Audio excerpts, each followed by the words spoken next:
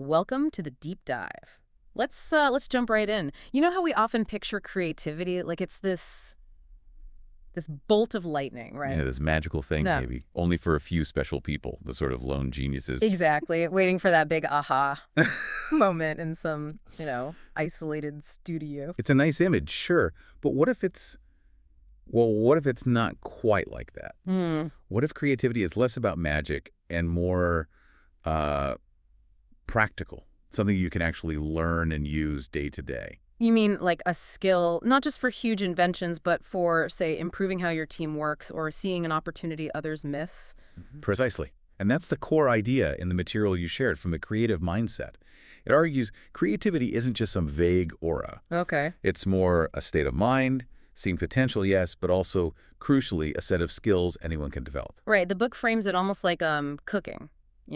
Anyone can cook. That's a great analogy for it, yeah. Anyone can be creative if they work on these specific abilities. So our mission here is to unpack that, to look at the key skills the book outlines and give you, the listener, a kind of practical toolkit. And the book uses this really handy acronym to structure it all. CREATE. Create. Okay, what does that stand for? It's clarify, replicate, elaborate, associate, translate, and evaluate. 6 skills. 6 skills. They act as a sort of mental roadmap for the creative process. Though, as you mentioned, it's not always step by step, 1 through 6. Exactly. You might loop back or jump around. It's more about understanding these different modes of thinking you can tap into. Got it. Okay, let's dive into the first one then. C is for clarify. Clarify. It seems simple enough, figure out the problem, but I guess there's more to it. There really is. It's about making sure you're aiming at the right target from the very beginning. The authors argue, that often the hardest part isn't finding a solution.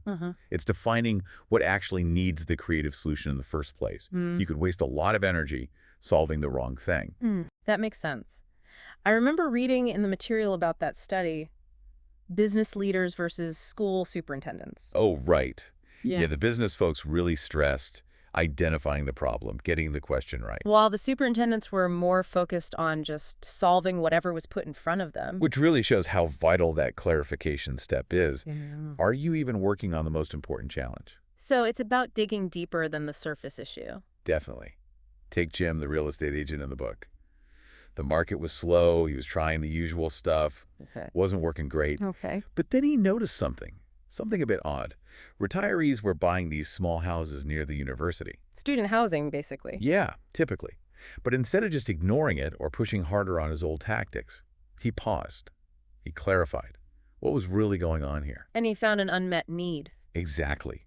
He realized these older adults were looking for something specific community, maybe access to university resources, an opportunity hidden in plain sight. He clarified that need and then targeted it. Wow. So he didn't just solve slow sales. He found a whole new problem, or rather, opportunity to solve. That's the power of clarifying. Or look at Lisa, the nonprofit director. Funds are down. Easy to just say, we need money or need more help. Right, the obvious thing. But she clarified. The real challenge was getting sustained, year-round volunteer support, especially from companies, to reduce dependency on grants. Much more specific. And that led to a clear challenge statement. Increase year-long corporate and individual volunteers through systematic programming, and so on. It gives her creative efforts a laser focus. So clarify is about actively seeking those gaps, the inefficiencies, the unmet needs, really nailing down the what before you jump to the how. It's fundamental. Get the challenge right, and you're halfway there. Misidentify it, and, well, You're solving the wrong puzzle. Okay, so clarity first, then what? The second letter is R, replicate. replicate. Yeah, and this one, like you hinted earlier, can sound a bit strange in the context of creativity. Mimicking, copying. Doesn't sound very original, does it? No, but the book calls it the most basic, most accessible form of creativity. It's not about plagiarism, obviously. Right. It's about intelligently borrowing, taking an idea, a process, a function from one place, often somewhere quite ordinary, and applying it in a new, maybe unexpected context. Like those Mayo Clinic doctors. That was a great example. They wanted a better check-in process. And they didn't just look at other hospitals. They went to a Ritz-Carlton hotel. Exactly. They looked at top-tier hospitality, a completely different world. They replicated the principles of welcome and service they saw there. And applied it to healthcare check-in. making it feel less institutional. Yeah, making it feel more welcoming, more like a guest experience. That's smart replication across domains. Or Akashif, the engineer. Seeing an old steam engine, that's going way back. Right, in a museum. But something about its function, maybe its mechanics, or how it solved a problem back then, sparked an idea for him. To use modern tech, like a phone app, to replicate some function that currently required expensive field gear for utility companies. It's borrowing a core concept across time and technology. So the techniques here are things like taking those field trips, looking outside your industry. Definitely. Or even just talking to people with very different jobs or backgrounds. Making new friends, essentially. You get exposed to different ways of thinking, different solutions you might adapt. And biomimicry too, right? Copying nature's designs. Absolutely. Yeah. Nature's had millions of years of R&D. Why not replicate what works? So replicate reminds you that the solution might already exist somewhere else. You just need to find it and adapt it. It's about connecting existing dots in a new way. You don't always need a brand new dot. Okay, cool. So clarify the problem, replicate existing solutions. Now we get to elaborate. This sounds more like traditional brainstorming. It is, in a way. Elaborate is about generating volume, lots and lots of ideas. But it's also about actively miming connections, sometimes quite wild ones, between things that don't seem related. Pushing beyond the obvious answers. Exactly. You need quantity to find quality. It's about working through many possibilities to find those few gems. Like Ralph and the pizza delivery data, connecting it to baseball cards. That seems out there. Totally. But it worked brilliantly. He elaborated on the idea of performance stats and visual representation, like a baseball card, and applied it to store managers. Tracking sales, delivery times, quality. Right. It made complex data instantly understandable and comparable across a huge chain. He connected pizza ops to sports stats, a major elaboration leap. So how do you do that? The book mentions techniques. Yeah, things like using random words. You pick a word totally unrelated to your challenge, say cloud, and force yourself to make connections. How does cloud relate to improving customer service? It forces new pathways. Okay, stretching the brain. And Scamper is a classic. Substitute, combine, adapt, modify, magnify, put to other uses, eliminate, reverse. Right, using those verbs as prompts. If you're stuck on, say, designing a new chair, you ask, can I substitute the material? Can I combine it with a lamp? Can I adapt an idea from a folding bicycle? It systematically pushes you to elaborate. And the 6 thinking hats technique. That seems useful for looking at an idea from all sides. Extremely useful. You deliberately adopt different modes. Yeah. Just the facts, white hat. Just feelings, red hat. Cautious judgment, black hat. Optimistic possibilities, yellow hat. Pure creativity, green hat. And managing the process, blue hat. Ensures you don't just get stuck in one way of thinking, you elaborate from multiple perspectives. Exactly. It's all about generating a rich, diverse pool of raw ideas before you start judging or filtering them. Quantity first. Okay, so clarify, replicate, elaborate. We've got a clear problem, some borrowed inspiration, and a whole heap of new ideas. What's a associate? Associate is about harnessing the power of analogies and metaphors. Making connections again, but in a specific way. Right. It's about using a comparison and analogy to bridge the gap between something you do understand, the source, and the complex problem or idea you're trying to grasp, the target. Like Anita, the consultant, using the NASCAR analogy. Perfect example. She needed to get different company units working together smoothly on a project. Hard to visualize. So she compared it to a race team. Yeah. Project is the car, manager the driver, support teams the pit crew. Suddenly, everyone gets it. They understand the need for speed, precision, coordination. The analogy provided a shared mental model. Made the abstract concrete, like James Dyson seeing a cyclone. And associating that natural vortex action with a way to separate dirt in a vacuum cleaner. A powerful association between nature and engineering. Or that football coach, Sam, looking at Juilliard. Right. Instead of looking at other sports teams for how to audition and train players, he looked at how a top-tier performing arts school identifies and nurtures talent. He associated the core challenge talent development across very different fields. Finding the underlying pattern or principle. Exactly. Techniques here include things like adaptive reasoning or even consulting imaginary friends, basically asking, how would Einstein approach this? Or how would my artist friend see this?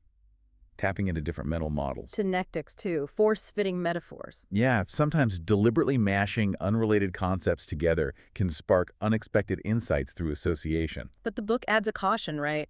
Analogies need care. They do. A superficial analogy, like the government budget versus a household checkbook one, can be really misleading because the underlying systems are just too different. You need rigor. So use analogies thoughtfully. But when used well, they can unlock understanding, make you see familiar problems in a totally new light, almost make them strange again, which is fertile ground for creativity. Okay, clarify, replicate, elaborate, associate. We're building momentum.